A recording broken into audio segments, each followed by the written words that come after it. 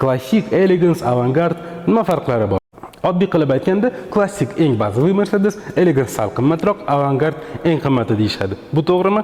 Ha, to'g'ri. Lekin batafsilroq tarixga qaytadigan bo'lsak, Mercedes 90-yillarning boshida mana shu yangi C klassda klassik, elegance, avangard yo'q edi, lekin sport, Spirit degan tushunchalarni qo'yishni boshladi. Bu tushuncha keyinroq 210, 211, xullas, hattoki 13-14-yillargacha cho'zilib, oxiri 212-kuzovda tugadi. Bu mavzuga ozginagina chuqurlashtiradigan bo'lsak, klassik bazaviy Mercedes hisoblanadi, elegance sal qimmatroq, ya'ni dekorativniy elementlar. Mana bu bamperning tepasida, faran tagida, qoshlarida yoki ruchkalarda, eshik ruchkalarida xrom elementlar ko'paygan.